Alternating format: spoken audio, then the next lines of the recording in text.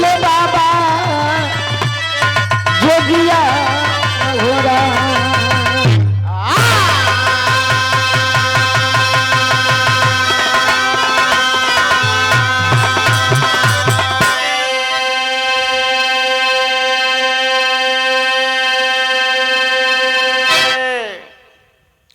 भोले बाबा जोगिया हो रहा। अब बुलाता सुहलदेव जी हो, कुछ लोग बोला था कि भीम जी हो, वाह वाह, धन निरंकार, कुछ लोग बोला था धन निर्माण विरहो का भूमिका वही जो एंड होता। धन निरंकार पर कुछ सिस्टम बा, कुछ नियम बाजे के जो निक लगा था। अब कहाँ वो लोग लिखा था कि सरस्वती पुत्री, लोगन के बड़ा एलर्जी है। हम अभी गावत ना रही जे सीखत ना रही तो वो घड़ी सुनी जे सरस्वती पुत्री के रहे के पुतरा रहे। अब वो लोग नहीं खे लिखत, बाकी हमरा के कहाँ छूटे वाला बा। भावा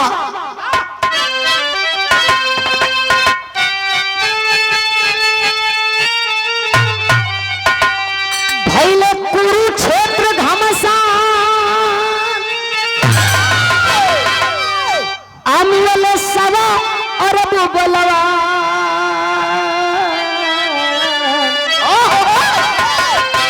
मिलने धृतराष्ट्र से चले कृष्ण भगवान।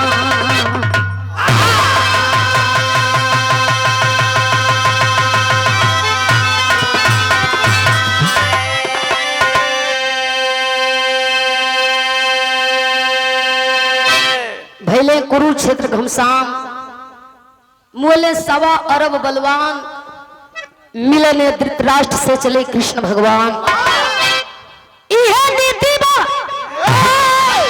दुख चाहे के करो ऊपर पड़े, आस पड़ोस के लोग जालन, मित्र संगतिया जालन, पूछलन कि कैसे भई काहे भई। उहे पनिया जाई गिरौ ना भैया कुरुक्षेत्रवा में धसे के तो पहले ये धसल हूँ हिनकी मिशन खींच लिए तो अब लौकत हूँ ना तो स्वाहा हो गई था। वही कुरुक्षेत्र के मैदान में सगा संबंधी आपन पटीदार आपन दौर दयाद मरा गए के करे हाथे के करे हो अर्जुन की। अपने हित मीत के सगा संबंधी भाई के अर्जुन मार के धाराशाही कर देलन, ढेर कर देलन, विजयी हो गई। माँ भारत का विजेता अर्जुन की जय हो, अर्जुन की जय हो, जयकार जय कर लाग जाओ। अब दुनिया में थोड़ी बा ना ना गंडधारी हो जाएगी। अभी लगलन घमंड की मारे बाही फुलावे। अच्छा एनिया बहन का जयकार लगत हो, अर्जुन की जय, विजेता की जय, धनुषधारी की जय। घमंड में चूर हुआ बाई फुलावत हुआ, बाकी भगवान कन्हैया सोचता रहो। अंधा धृतराष्ट्र का 100 गो बेटा कुरुक्षेत्र का मैदान में मरा गई। तो हमार धर्म कर्तव्य फर्ज होला कि चल के एक बार उनका दुख पूछ लिए। भगवान कन्हैया कोई अंधा राजा के घरे पहुंचल हुआ, धृतराष्ट्र के घरे पहुंचल हुआ, जाके आवाज लगौलो। अंधा राजा धृतराष्ट्र पूछत हुन के हो? भगवान कन्हैया बतावत हुन हम कन्हैया है, घनश्याम मदन मुरारी मोहन है। काहे अली प्रभु? भगवान कन्हैया अंधा धृतराष्ट्र से कहत हुन तोहार दुख जाने अली, तोहरे दुख में शामिल होके खाती अली। दुख बा हमके कि तहार 100 गो बेटा कुरुक्षेत्र का मैदान में मरा गईलन। अंधा राजा धृतराष्ट्र बैठ गईलन। अब भगवान कन्हैया के कोसे लगल कैसन भगवान हो, कैसन भगवान हो, कैसन मालिक और कैसन दुख सुख तमाशा करे बड़ो मजा लेता रहे आनर से। पापी बड़ा हमरे 100 गो बेटन के मरवा के अइला हमसे हाल चाल पूछे। अंधा राजा धृतराष्ट्र गुस्सा में लाल हुआ कि आखिर ऐसा हमारी संगे काहे कइला। अब भगवान खड़ा होके सुनत हुन गीत ह।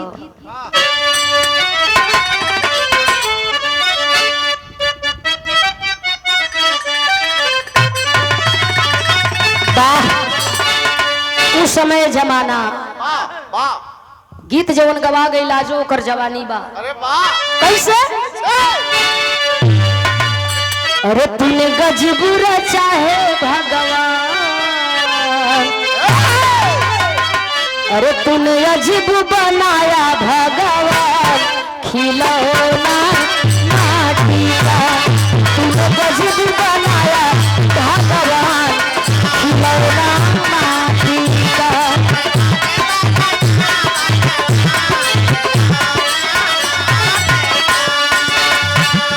लेकिन सवाल कैले आन्हर अंधा राजा धृतराष्ट्र भगवान कन्हैया काहे का भगवान हो, कैसन भगवान हमारी संग ठीक नहीं का कैले। सुनो अरे क्यों छीन लिए श्रीमान,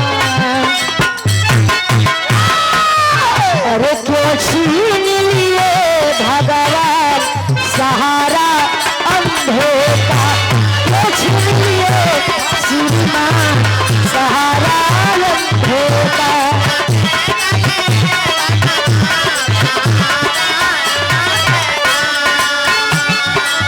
रोवती बानी लाली जमा के,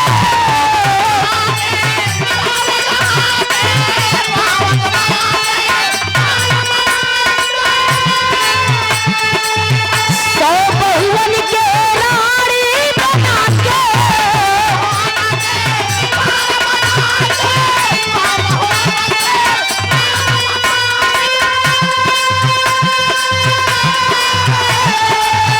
अरे निक से नहाई पापी परान हो सहारा होगा, निक से ना पापी परान सहारा होगा।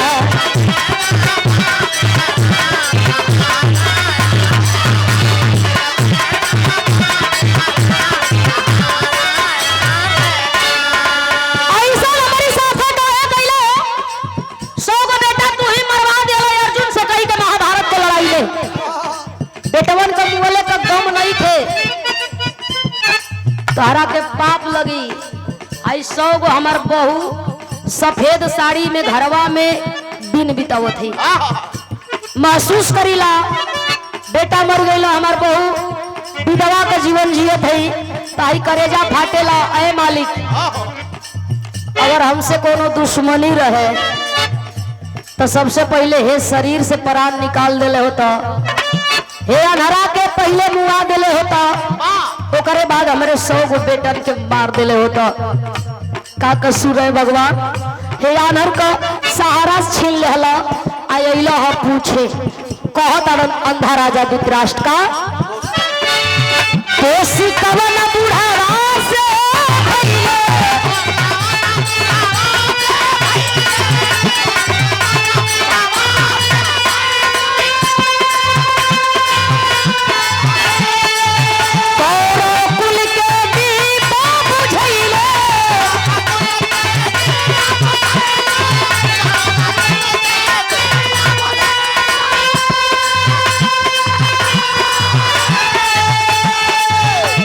कुछ बोला हो भगवान,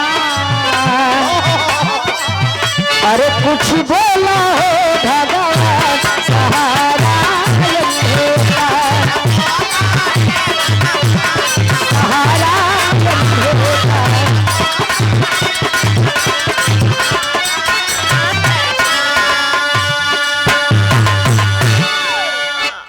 जवाब दी रउआ भगवान बनी का हाल चल ले बनी का बाकी बा कुछ बचल बा। भगवान कन्हैया ठक मार के खड़ा हुन आय अंधा धृतराष्ट्र की ओर ताकत हुन। वाह अंधा राजा धृतराष्ट्र इल्जाम हमारी ऊपर लगावत हुन। भगवान कन्हैया अंधा राजा धृतराष्ट्र का लगवा गईलन, बाह पकड़ लेलन। ऐ मालिक अगर आपके लगत है कि आपकी 100 गो बेटन के हम मरवा दियली, हम पापी बनी तो 1 मिनट खाती हम मानतानी कि हम पापी हैं आ हम ही तहरा 100 गो बेटन के मरवा दियली। बाकी एगो बात सुना, लोग कहेला कि कर्म प्रधान होला, तार 100 गो बेटा मरा गईलो तई कैसे जाना तड़ा कि हमारी चलते मरा गईलो या हम ही मरवा बता दिहली तहार दुख दुख अब भगवान का दुख दुख ना हो। तार बेटा मर गईल तू दुखी बड़ा तारा ले बड़हन दुख का सामना हम कैले बानी जे के लोग भगवान कहेला। अंधा राजा धृतराष्ट्र बैठल हुन आंख से लौकत ना है आंख मुलुरावत हुन भगवान कन्हैया से कहलन कि मजा मत ला तू कवन दुख सही गई बा कवन कष्ट काट ले हुआ हम आई का बतालो हम आई जानी साक्षी परमार हमर 100 बेटा मरा गइल आ तू खड़ा होके देखले बड़ा लेकिन तहार दुख हम नहीं जानत बताओ हम आई जानी कि तू कवन दुख सहले बड़ा भगवान कन्हैया अंधा राजा धृतराष्ट्र के आपन दुख बतावत हुन कि हमार दुख सुना हमारी कौने कर्म का सजा हमके मिलल है। भगवान कन्हैया ओ अंधा राजा धृतराष्ट्र कहत हुन गीत का भाव बदल गई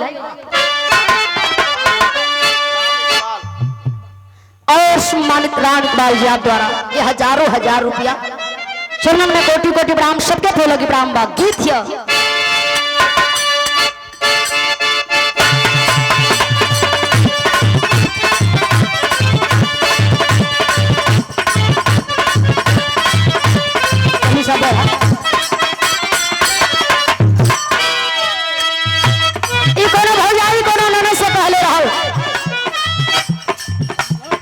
परेशानी जेकरा पर आवेले वो जाने ला भौजी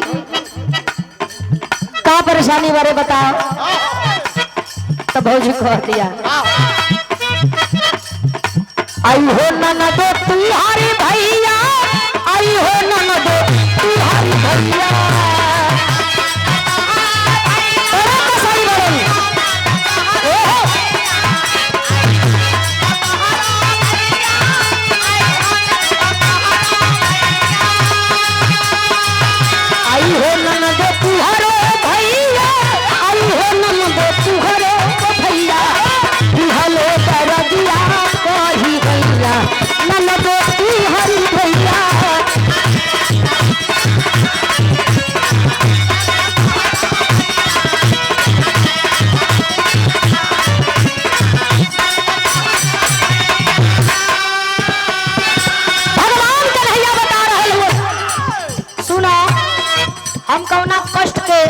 झेलले बानी तारा के द्वापर से हम त्रेता में लेके चलो थे। त्रेता में राजा दशरथ का बेटा बड़का राम बन के हम जन्म ले और तो और हमार बियाह भइल जानकी से अतने थोड़ी बाबू बड़ा खुश हो गई बेटा सयान हो गई तो एक सिंहासन पर बैठा के तिलक कर दे ई राजा बन जाए अयोध्या का। जब हमार बाबूजी तैयारी कैला तो वही समय हमार माई कई जाके कुप भवन में सूत गईली गहना नथुनी नथिया उतार देली हमारे बाबू से लगली रोवे अनशन करे हमार वचन पूरा करी। हमार बाबू कहलन कि कह का कहल चाहता तो हमार माई हमारा बदे वरदान मांग ले। अरे वाह पूछा तड़ा अंधा राजा धृतराष्ट्र कैसन वरदान तार माई मंगले रहली अपन कहानी बताओ हम जानी तब कह तड़ा भगवान का जब रहली दशरथ के लाल बाबा अरे रचना हो सुनिला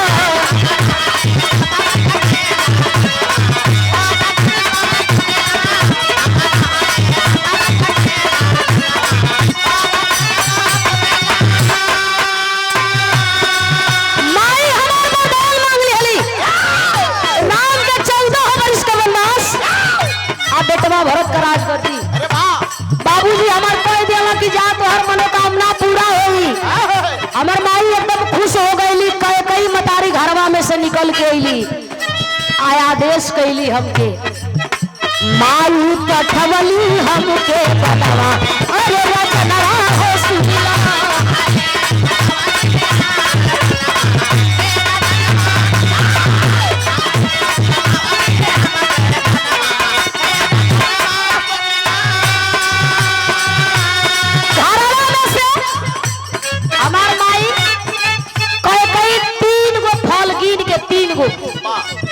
लिए हमारा झोरी में डाल दिली हाई फल तू मत खइया तारा मुसीबत में जे कामे आई ई वो करे के खियई है। अरे वाह उहे 3 गो फल लेके घरवा से जे ही चलल हई तब पीछवा हमार जानकी भी आ ओकरे पीछे हमार भाई छोट लक्ष्मण भी चल दिहलन। कहाँ गईली तीन फल था भाग के पहली माई हो बिदाई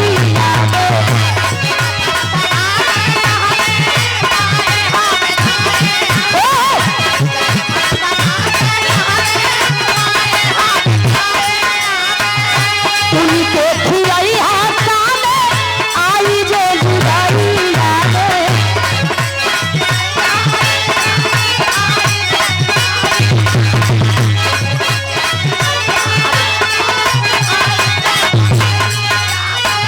अपने जन खैहा हो सुगनवा अरे रगनवा हो सुगला अपने जन खैहा हो सुगनवा।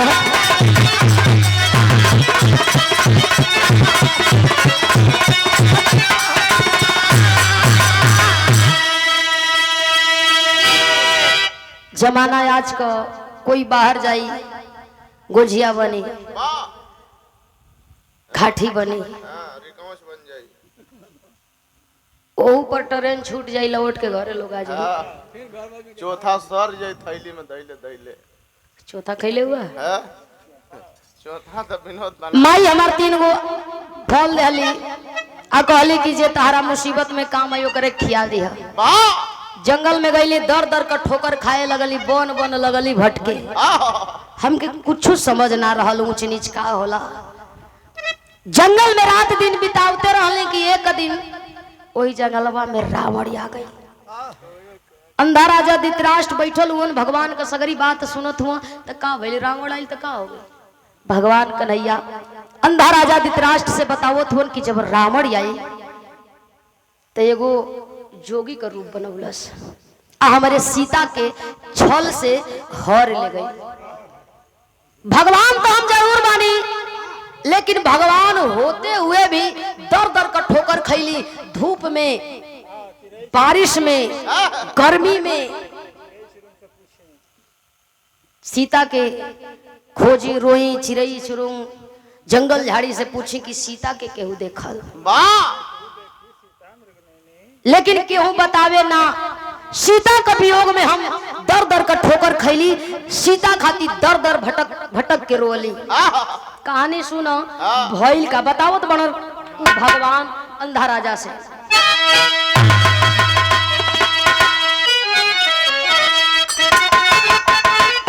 यो गीत अपने जवानी में खूब चलल।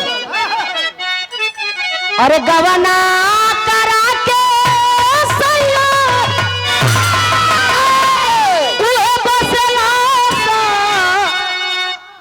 हारी में उठेला दरदिया हमारा अरे उठेला दरदिया हमारा गतरे गतार में गतरे गतार में।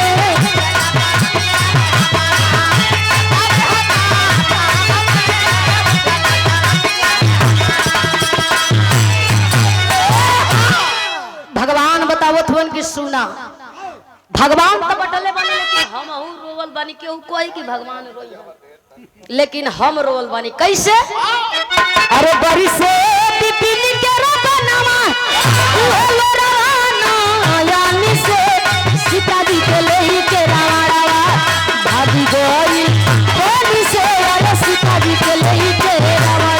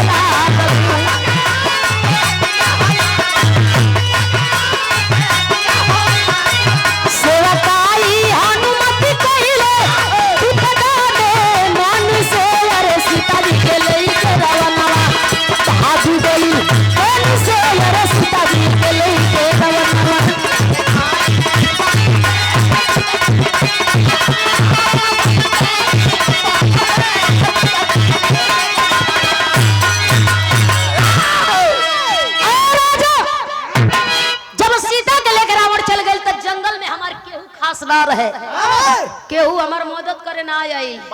मदद के कइल हनुमान जी।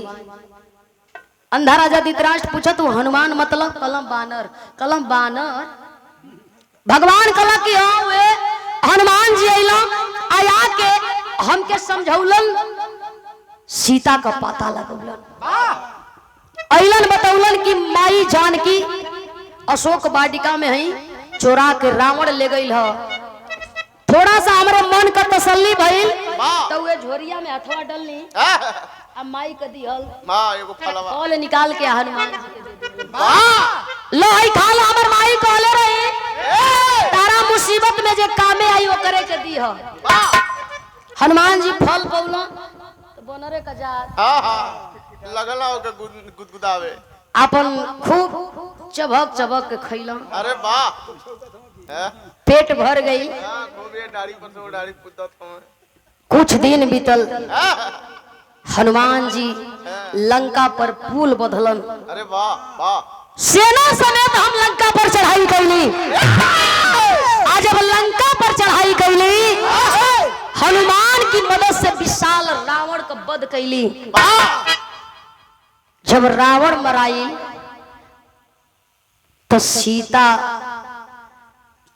अग्नि परीक्षा देली। हनुमान जी बड़ा खुश भइल, प्रभु अब चले के अयोध्या। होश पर गई कि माई कहले रहल जे विपत में कामे आई वो करे के फल खिया। तई सोचत हम कि आई लंका पर पुल हमारा बस का थोड़ी बा कि हम बांध ले रहते। हनुमान जी लंका में लेके अइला, इनके चलते ही रावण मराइल बाते ला बस पौला वही लंका में खूब मुड़ियाई मुड़ियाई अपन कुचलन। दूसरा फल हनुमान जी खैला। हनुमान की मदद से हम जानकी हमार छोट भाई लक्ष्मण अयोध्या अइली जा। जब हम अयोध्या अइली रावण के मार के, तो लोगन की मन में शंका हो गई, कब वो लोग हमके निहारे, कब वो हमारे दुबराई मोटाई के, कब वो लोग हमारे भाई के निहारे, कब निहारे। सिंहासन पर बैठल बानी आ तिलक का समय बा, चंदन लोग माथे लगावल चाहता, अतौले दो चार लोग सवाल के लए रुका चंदन ना लगी, कैसे मानल ले कि ये रावण के मरले हुए। अरे वाह, अयोध्या का राजा ई बाद में बनिया, पहले सवाल का जवाब दो। अयोध्या के लोग सवाल करे लगल, विशाल रावण के कैसे मरला हो है तने का करिया लेके। जब सब लोग पूछे लगल तो हमार मजबूरी हो गई, हम के बतौली, भगवान बताओ थन गीत लगल है।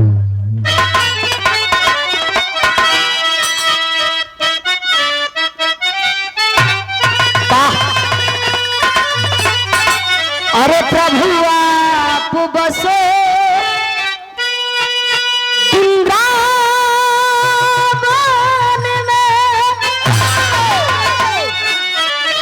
आप बसे वृंदावन में, मेरी उम्र गुजर गई तो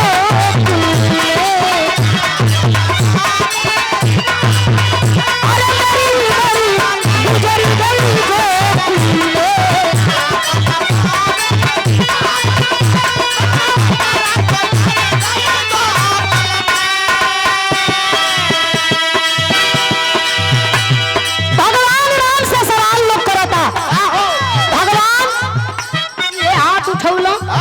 वही बनरा की ओर कैला।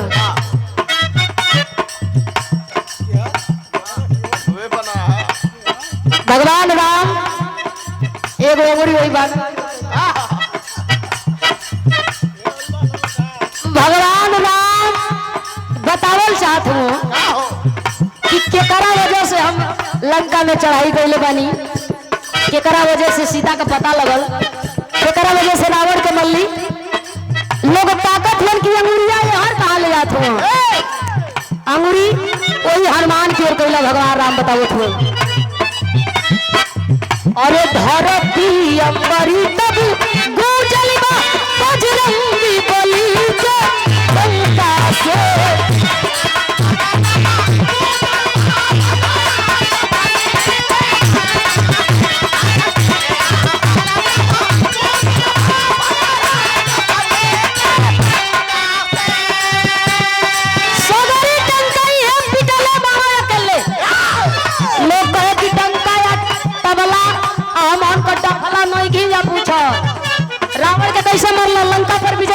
बतौला तब हम बतौली का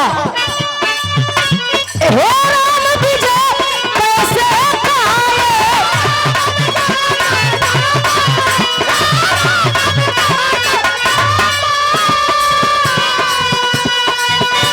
अरे राम विजय कैसे पाए हम बजरंग बली को दिखलाए रावड़ी हारल यही बानरी से अरे रावड़ी हारल यही बानर से सब लोग निहारे चंदा के रावड़ी हारल यही बानर से सब लोग निहारे चंदा के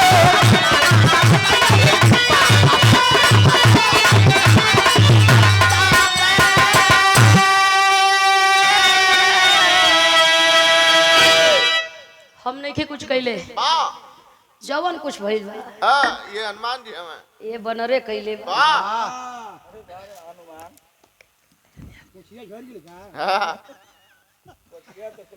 ये बनरे सीता का पता लगौलस वाह जान के छोड़ल है वो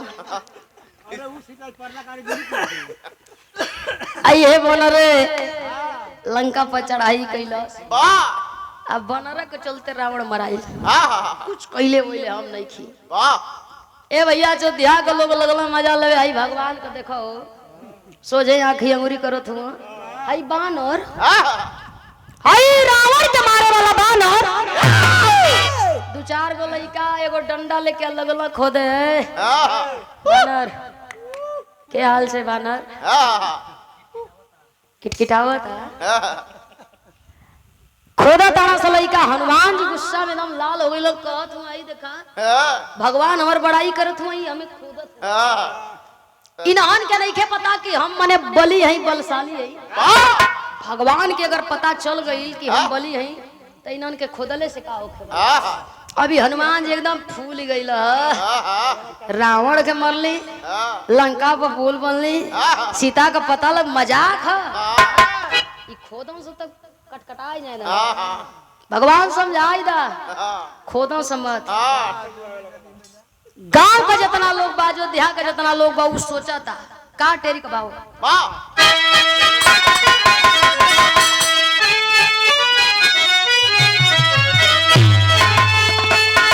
बजरंगी तन में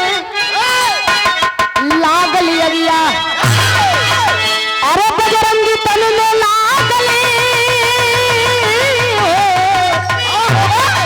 बजरंगी तन में लागल अगिया बानर जात का दुनिया में ना केहू संगी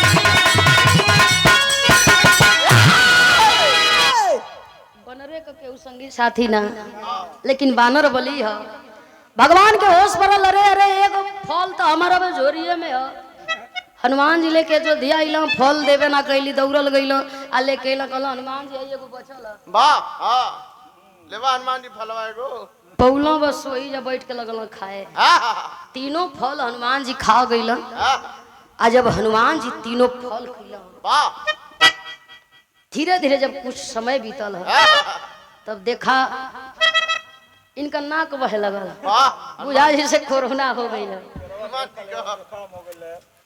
हनुमान जी परेशान हो गई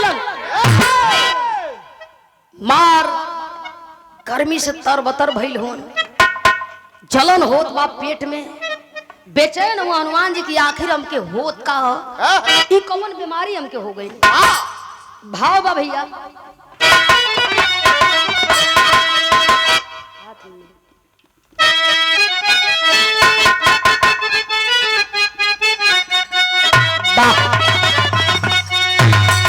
अरे हाथ में लहदी आ मांग से भुर बर्बादी कजरवा हो गईले हो बर्बादी कजरवा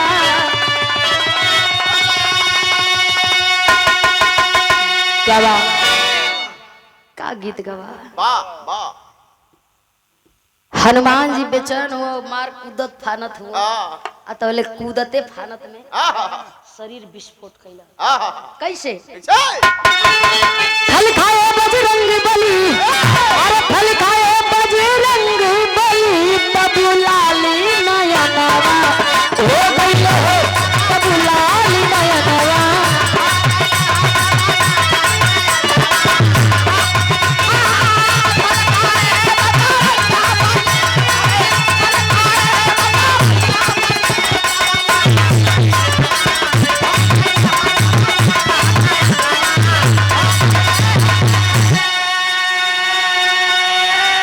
आग लगल तब दहिया में, अरे सासत में परनवा हो गईले, अरे 101 खंड तुरते हो गईले, 101 खंड तुरते हो गईले, सासत में परनवा हो गईले, सासत में परनवा।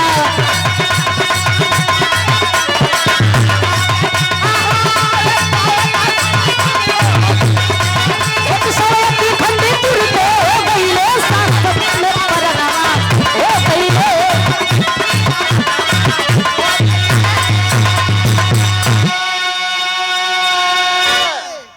विस्फोट होंगे भैलन, वाह जैसे गाड़ी स्पीड में हो, टायर फट गई, वाह आवाज करेला। आहा हाँ, दीपावली का हमने जैसे पटाखा फोड़ल जाला, आवाज करेला, बारूद कहीं और ओकर खोखा कहीं और। यही नहीं विस्फोट कैला धड़ाम से। जब विस्फोट कैला आहा तो इनके हनुमान के शरीर से 100 गो बानर के अवतार हो गई। वाह अयोध्या नगरी बनरन से मार एकदम चहल पहल हो गई। मार कोनो के हरो अपन खेर नारी लेके भागत बा, कोनो के हरो चढ़त ह,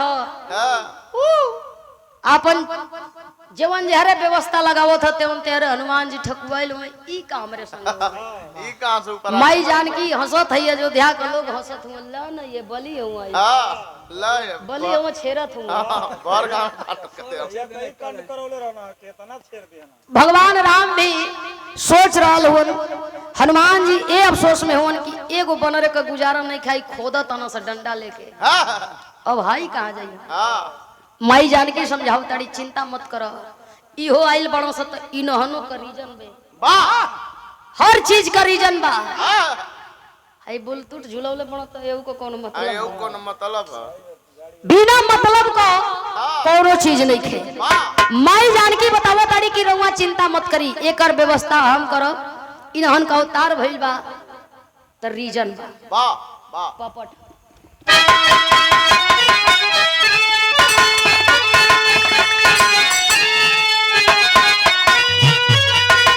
कहली सीता, अरे मनी जनी करा तू ना नवा हमरे बेटा हो, आज द्वापर युग में फिरो होई मिलनवा हमरे बेटा हो।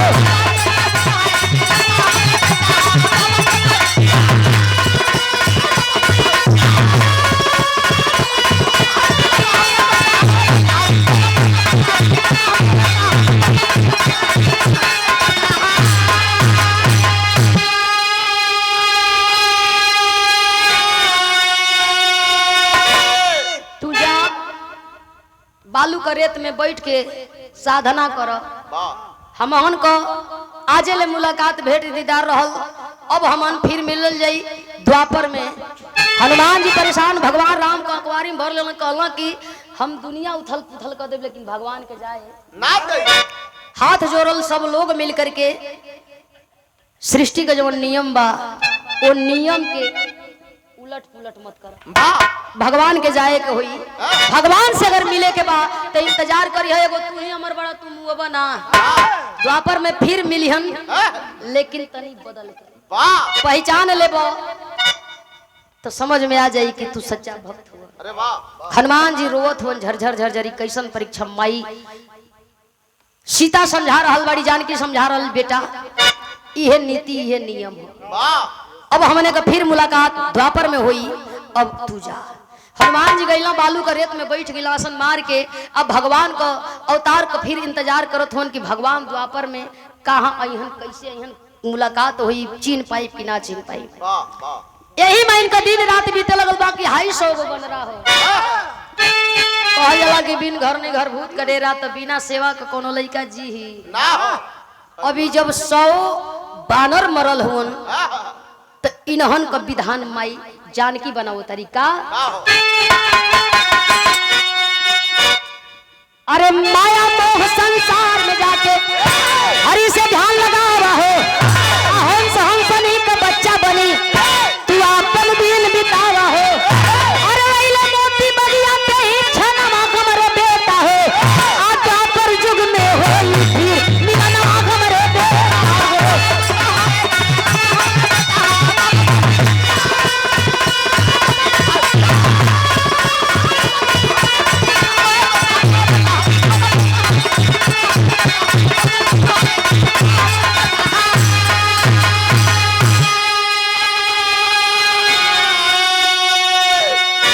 वही त्रेता में एगो राजा रहल जमुना का नाम बतावल गई मोती राजा। वाह। वही मोती राजा के बगीचवा में एगो हंस हंसनी का जोड़ा रहा, बड़ा पुरान बुढ़ौती का शरीर, बाल बच्चा ना, तक केहू का जब बाल बच्चा ना होला तो अफसोस होला।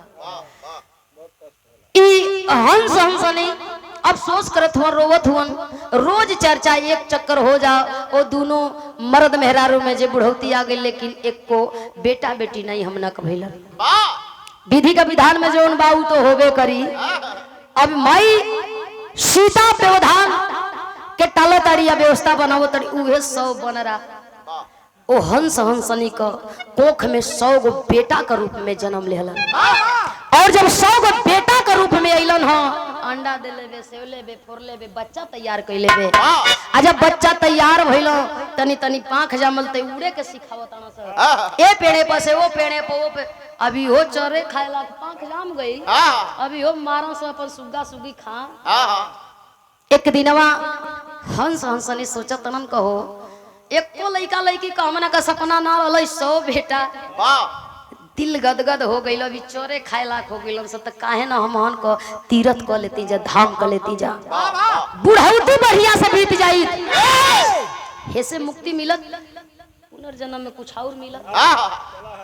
हंस हंसनी एक दूसरे के समझा रहा, बात अच्छी लगल। हंसनी रोवत में जे हमार बेटा, हंस समझावे चिंता मत करा, राजा का बगीचा तक काहे का चिंता हो। सबेर का बेला राजा का दरबार लगल है, जैसे रउआ सब बैठल बानी यही लोग बैठल बा, राजा लूटल यहाँ लूटल जाई, घरे लेके जाइल जी, खाइल जियल जाई। इहो पहुंच गेल, हंस हंसनी जयकार लगावत हो, राजा की जय, महाराजा की जय। राजा सोचत होन कि आदमी तो आदमी चिड़ई आ गए, चिड़ई जय बोलत हो, पूछल जरूरी बा। मोती राजा सवाल कैलक कैसे। हंस हंसनी बात के रखलन, बुढ़ौती आ गई, तीरथ कैल चाहत बानी जे, अपन जन्म बनावल चाहत बानी जा। एक ही रिक्वेस्ट बाजी, आपके बगीचवा में हमने को 100 गो बेटा छोड़ के जाइल चाहत बानी जा, देख रेख करवा दिहल जाई। राजा आदेश कैलो, आदेश मान के ई दोनों चल गेलन तीरथ यात्रा पर हो भैया। धीरे धीरे कुछ दिन बीतल ह, आ जब कुछ दिन बीतल तो 4 लाइन कब जाला।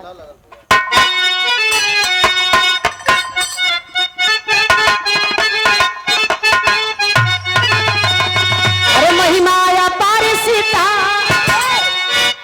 और शक्ति देखावली बाबू,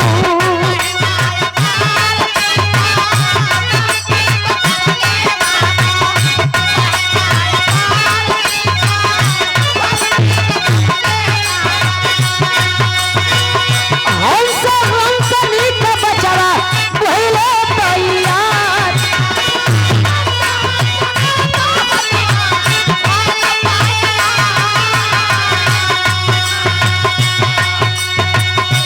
एक दिन हंसी बोलल राजा के समानवा हो राजा,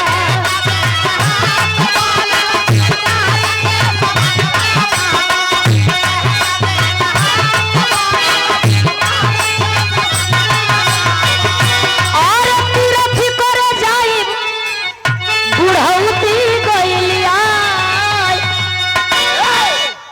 आदेश कैला, राजा का आदेश पाके मगन हुआ, मर्द मेहरारू उड़ चलल हुन, अपन घूमत हुआ, नहात हुआ, धाम करत हुन, पूजा पाठ करत हुन। दोनों कुछ दिन बीतल, बेटन का जब याद आइल ह, हंसनी समझावत बेजी चली, हो गई तीरथ धाम कर ले हली, अब चलल जातनी बेटन के देखल जा। माई कोही रही तो बेटन के मोह माया जेकर भक्तियों में बैठल रही आजी रही माई रही तो कोई नाती पता न कैसे हुई। अब भाई जब दोनों प्राणी आई बड़न राजा का दरबार सजल है जयकार लोग लगावो था राजा के जय महाराजा की जय। राजा जब देखलन ह तो एकदम अवाक हो जानत हो गए चोर कदारी में तिनका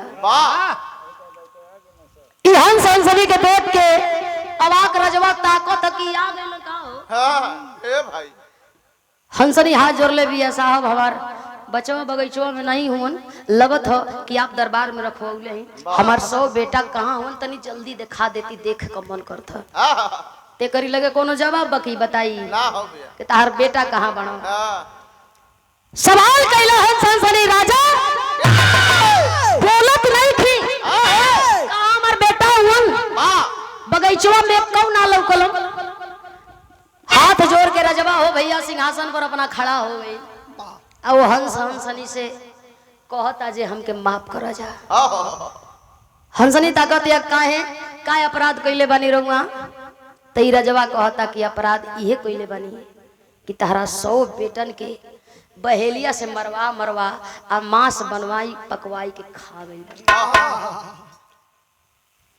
हम जल्दी कि अब को लोग नहीं आई बा हम अपने जीव का स्वाद के आगे हार गईली। बहेलिया द्वारा उस 100 बेटन का शिकार भइल बहेलिया मांस पकौला राजा के खियौला त राजा आंख मलकाय खूब खींच लेग पीस हड्डियां चरर खैलन भर पेट इनका इच्छा जुड़ाई। अब जवाब ना कल हमके माफ करा हम हार गली तोहार बेटा हूँ ना कि तोहार बेटा वापस करी। ए भैया बात सुन के हंस हंसनी राजा का दरबार में हाय करके गिर गईलन। हंसनी बेटा का वियोग सदमा बर्दाश्त नहीं कपौला है और राजा के श्राप दिला राजा बेटा का वियोग में जैसे तड़प तड़प के हम मरतनी इस श्राप बा पुनर्जन्म में बेटा का वियोग में तड़प तड़प के मर जाइबा। और तो आओ हम तो अपना बेटन के कुछ दिन देख ले हली आ तू अपना एक बेटन के देख ना पैबा कि तार बेटा कैसन बनो से गोर की करिया। भगवान करैया मैं कहानी बता रहल हुन अंधा राजा धृतराष्ट्र छोड़ के कुर्सी खड़ा हो गई अरे भगवान तोहरे राज में बना पापी पापी के तू दंडित ना कैला। भगवान कन्हैया हंसे लगल कहला काहे का दंड हो कैसन दंड। मोती राजा खड़ा भइलो ओ भैया उठौला हाथ में तलवार भगवान का तू बात कर देहला तोहरे जगह अगर हम रहती तो मोती राजा का धड़ से सर अलग कर देती ओइसन पापी का जिए का कोनो हक अधिकार नहीं खे। भगवान कन्हैया हंसे लगल कहला अबो तक कह बैठे के बैठा राजा। मोती राजा गइलो टोवत भगवान के पकड़लो आ ले जा के बैठौलो बैठी गलती हो गई।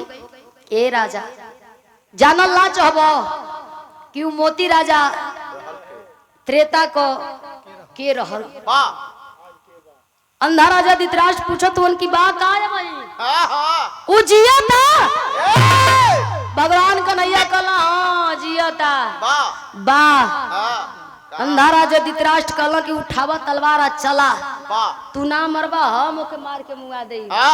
भगवान कन्हैया हंस लगल कहला परेशान मत हो खा ई तो पहले जाना कि राजा हो के बैठौलो भगवान कन्हैया खुद भी बैठ गईलो आ वो अंधा राजा धृतराष्ट्र के बतावो थुन त्रेता को मोती राजा द्वापर में के हो बतौलन आखिरी भाव में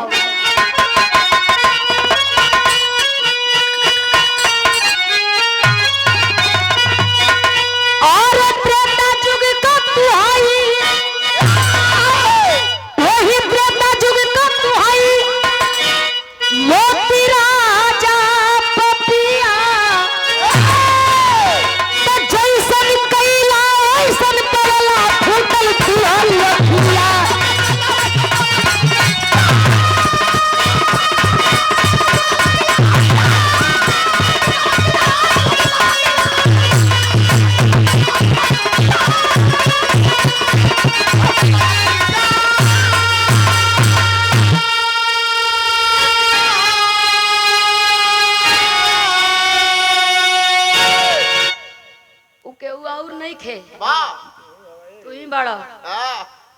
हंस हंसनी शराब दिला कि बेटा देखना पैबा 100 बेटा का बाप बन जइबा भले जन्मते आंख का अंधा हो गइल। तो ई बताओ कि दोषी हम बानी या कि तू बड़ा। अंधा राजा रोवे लगल, कल भगवान हमके माफ करो। बिना जाने तो हमके इल्जाम लगौली, लेकिन हमार बेटवा भगवान कन्हैया कल बेटवा बेटवा मत करा, सुनाऊ बेटवा के है बताओ थुन। 100 हंस उहे कौरव भइले, उहे हंस हंसनी का बेटा जौने के खूब चपकाई चपकाई खइला, उहे हंस हंसनी का 100 बेटा द्वापर में तुहार बेटा बन के आ गइल। 100 हंस उहे कौरव भइले, द्वापर जुग में जाई और गति पहले अपन कुरुक्षेत्र में माराई।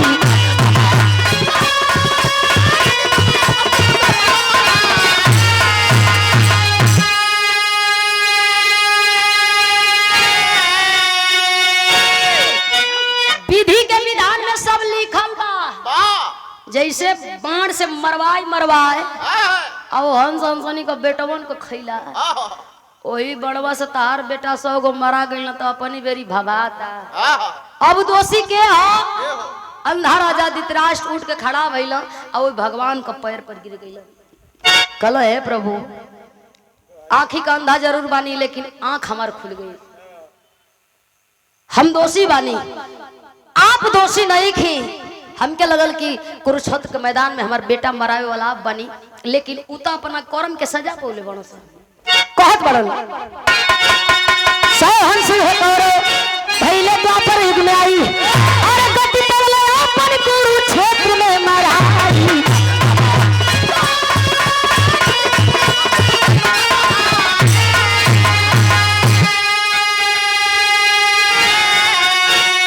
गलती के कर बाटे तू सोच सकिला, आज ऐसन कइला वैसन पवला फूटल तू हरियती।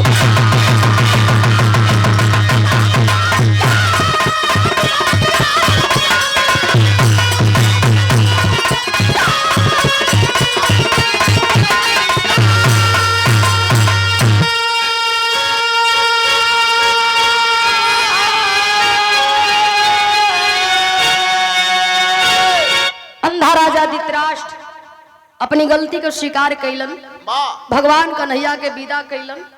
लोग कहेला कर्म प्रधान विश्व करी राखा, जो जस करनी तस फल। धरती पर जे जैसन करी वैसन पाई।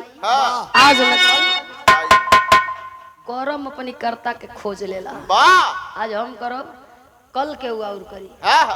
भाव है आखिरी